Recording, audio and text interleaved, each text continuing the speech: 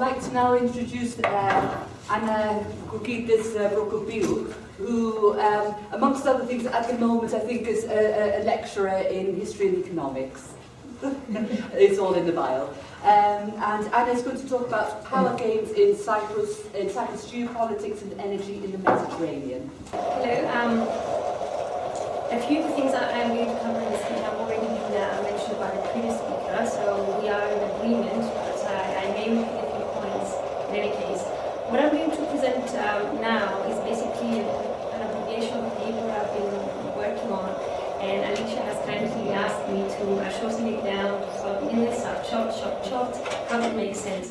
Now, what I will be doing, I will be presenting the constraints that Cyprus is currently facing, and then analyze the different key players in the Mediterranean at the moment, because I strongly believe that, of course, Cyprus doesn't operate in a vacuum. We have to see what is around it and what is going on, what is the framework in which it operates.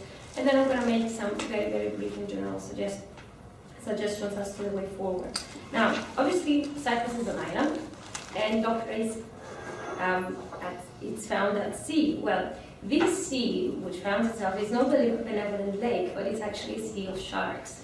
And the feeling I keep getting is that somehow Cyprus fails to see that. I mean, the expectations we usually have as a state is that we operate in a benevolent environment where there will be righteous allies which will come to our rescue whenever it is needed, and this obviously is not the case. What has been the game changer very recently, of course, is the discovery or the possibility of discovery of natural gas deposits in the Mediterranean, in the exclusive economic zone of the Republic of Cyprus. And in this case, the sea is not offering a negative possibility in that it brings in raiders from hostile nations, but actually it brings a positive discovery which we need to take into consideration as an opportunity and not only as a threat, because in this very unstable environment we have been operating so far, there has been a lot of talk of natural gas actually being an anathema rather than a blessing for Cyprus. And I think that in this very bad psychological environment in which we are finding ourselves now in Cyprus, we need to evaluate this as a very positive development. Now, the main constraint that I would be arguing that we are facing is not merely the geopolitical environment in which we have to operate. It is not merely the fact that we have to deal with our neighbors, who can either be friends or foes, but we cannot escape from them. The geopolitical framework has nowadays been transformed into a more geoeconomics, let's say, framework, in the sense that the pursuit of raw power is now being taken to a different level through the acquiring of power through economic pursuits. And this is where the natural gas discovery comes in. But I think the main problem with Cyprus policy is not the geopolitical constraints it faces, it's not the geoeconomic constraints it may face, but it's actually the mentality that we carry ourselves with. Now, I agree with the previous speaker that Cyprus has always seen itself as a newly emerged post-colonial state. And at times, it even verges into what I would call a quasi-state, giving up its independence in the sense that it allows a lot of intervention by other powers, which obviously are greater in size and prestige and influence, but still Cyprus doesn't consider itself to be an equal in the international arena, and that I think is quite problematic. The recent debacle into which we found ourselves, I think, again, it's a problem of mentality. Now, what happened was that we had a government which was brushing off an impending economic crisis, actually admitting that it had to allow for the elections to come and go before something was done. And that shows you the complete immaturity of politics in Cyprus. I mean, if you come out to say that, I've not been dealing with a problem because elections are coming up, I think it's quite telling of the situation we are currently facing in Cyprus. Now, I think the big problem there is that there was a vacillation of Cyprus politics between two worlds. I think we came out as a child, which ran from one parent to the other parent on a tumultuous whim between the European Union and the Russians, and we never really decided what we wanted to be. So mentality is the main constraint we're facing, and of course the realities on the ground is, as Edmund Burke once said, the revenue of the state is the state. So since now we have no revenue, I leave it to your imagination what kind of state we have. Now, in any case, it cannot be all gloom. I think there is hope in the future. And what we need to examine now is basically the key players with whom we need to play ball. Now, of course, we need to start with the European Union. Now, despite hopes that Germany would be embroiled in a European framework upon its unification in 1990, and I think the decision to introduce the euro as well was probably, recent research shows, an attempt to entangle Germany in a European integration process. In essence, it seems that we have ended up with a German Europe instead of a European Germany. Even though security advisors like Brzezinski, for example, have called Germany the European vassal of NATO, I think Germany is quite capable, and we have very recently seen, of doing a lot of arm twisting. It can enforce a lot of arm twisting on its partners, even in the absence of what we call conventional strategic power. And I think it's no coincidence that upon the discovery or the possibility of discovery of natural gas resources in Cyprus, Angela Merkel was the first German chancellor to become an official visit to Cyprus. So I think that there was a message being sent out that Germany needs to be part of this process, and there was a clear separation, I think, of spheres of interest between Germany on the one hand and Russia on the other hand, because there's a major interdependence relationship between the two countries as far as energy is concerned. Now, Germany is majorly depends on Russia for its natural gas resources, and there's a lot of business activity going on between the two countries. So on the one hand, I think Merkel wanted to show that Cyprus is not there for the taking of anyone else. And on the other hand, we saw that Russia chose to back off in the recent economic crisis, where Cyprus chose to reach for the Russian hand, which never came. So Cyprus essentially found itself in a pincer between Europe and Russia without even realizing it.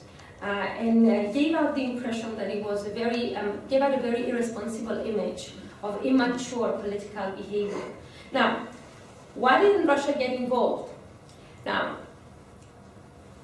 I think the mentality, again, the perception with which Russia perceives itself is, of course, being a hegemon, being a great power.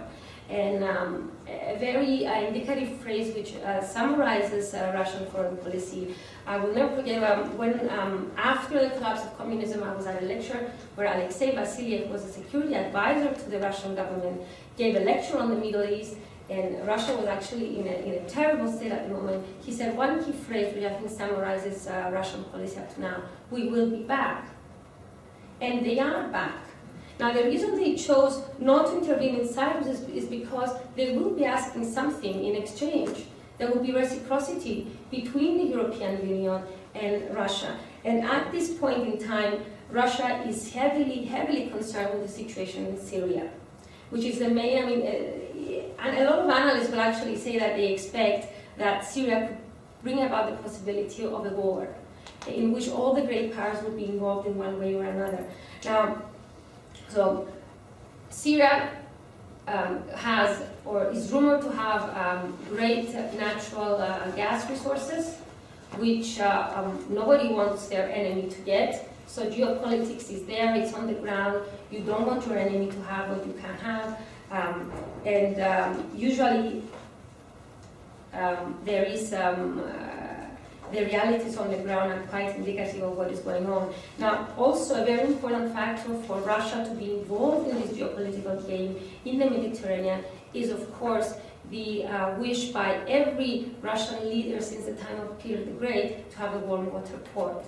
And in this point in time, it's very critical to understand that the only base that the Russians have outside the former Soviet Union is found in Syria, in Tartus, which is the only location in the Mediterranean where they can refuel their fleet. Now, the Americans have a base in Sudan, in Crete. There is, of course, a British bases in Cyprus. The Americans found themselves in Bahrain, where they accompany the tankers with Saudi oil and so on and so forth. So Russia is here to stay. So we need to find a way to establish a relationship which on the one hand does not alienate the European Union, but on the other hand does not alienate Russia. Because Russia is very much concerned with the area, is very much concerned with the insurgence of Muslim fundamentalists in the area. And in this policy has found a very unlikely partner in that China now is involved. If we examine what is going on now energy-wise, China and India represent the most important change in consumption and demand of energy resources on the planet. And China is following a very aggressive economic policy as far as acquiring, in a frenzy of activity, all kind of energy infrastructure she can lay her hands off. Now she has, in the space of, in a very short space of time, she managed to get almost total control of the gas resources, natural gas resources found in Turkmenistan. And Russia actually felt Chinese presence in the area quite suddenly. On the other hand, is working with Russia in Syria so as not to allow any possibility of encroachment of possible Syrian natural gas resources in the area. And I think their mentality, their perception of themselves can be summarized into Deng Xiaoping's axiom, hide your strength, bide your time. Because I think they don't want to upset the balance of power too much, but you see they're testing the waters. And they are testing the waters in the Mediterranean. At the same time, they are also testing the waters in the Pacific Rim, because China is actually building what is called a blue water naval policy. They're building a fleet with which they will have the capacity of dealing in the Pacific, and this is the main worry of the Americans at the time. So the focus of American policy has now moved from the Middle East, where it has been a great geopolitical actor, to the Pacific Rim. But the Americans, although they have been suspiciously silent on the issue of Cyprus and the discovery of natural gas deposits, they have been operating in the area via proxy. And of course, I think it's quite obvious that America is willing, on the one hand, to support Turkish efforts in Cyprus, because it will expect that in return, Turkey will support American initiatives or American policies in the Middle East. Now, of course, it has also been operating by proxy through Israel. So these are two other very important actors that we need to take into consideration. So we are in a sea of sharks. We are in a terrible financial state. We have proven ourselves to be totally irresponsible, immature, tumultuous, vacillating between two different worlds. We have always claimed that we are of the West, but we didn't really seem to be with the West in the last 3 months or so. So what are we to do? So my proposal is basically, for the time being, we need to buy time.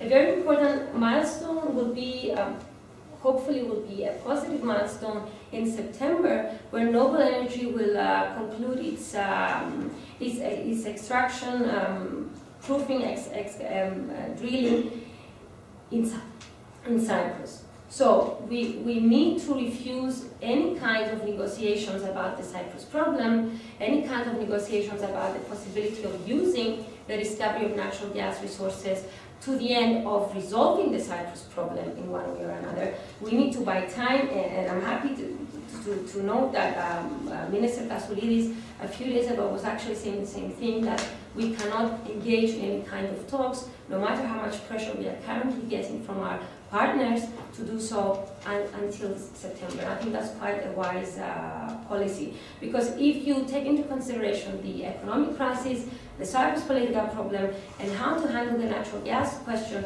you're essentially entering into a possibility of a perfect storm. So we need to avoid that. We need to keep aloof for the time being. So once we know what our capabilities are, we really need to proceed with a realistic assessment of policy. And our policy should be, as the previous speaker said, and I totally agree, not one of inferiority and superiority, not one where our ambition falls short of our capabilities, but a very realistic assessment of what we are having, what the realities are on the ground. And with that, we need to come up with a clear vision. We don't know what we want to do, we don't know who we are, we don't know what we want to achieve, so we need a vision first and foremost, and then we need to institutionalize that vision so that vision can actually be implemented through foreign policy mechanisms, through economic negotiations where necessary, and our diplomacy needs to be multidimensional and needs to be taken on a multi-level. Now, Shimon Peres the other day was saying Cyprus is our bridge to the European Union. We offer, for example, to Israel, we offer its only opportunity to extend out its policy at sea, has no other opportunity. It is surrounded by hostile waters bar Cyprus. So there are opportunities out there for us. And we need to see what our competitive advantage is in terms of resources, in terms of opportunities we can offer to others. And we need to play the Arab Spring card when it's necessary. We need to emphasize that cooperation and confrontation at some point are not mutually exclusive, so we can act as the honest broker between the different players in the Mediterranean. But to do that, we need to be credible, we need to be realistic, we have to be consistent, and we have to be persistent. And unfortunately, up to now, we do not have a very good record of doing those things. Being a historian myself, I would also close, the closing note would be a quote from Thucydides, describing the success of Athens in handling an empire. A Corinthian delegate pointed out to their Spartan leaders, expanding on why the Athenians were the leaders of an empire. He said, an Athenian is always an innovator, quick to make a decision and quick to carry it out. And I think that should be the essence of policy making for every state. And of course, being a Cypriot, I wish that would be the premise on which Cyprus foreign policy will operate from now on. It was a very general overview. I hope I didn't speak very fast. I tried to keep the timekeeper happy. If you have any detailed questions, we can always talk about them later. Thank you. Thank you.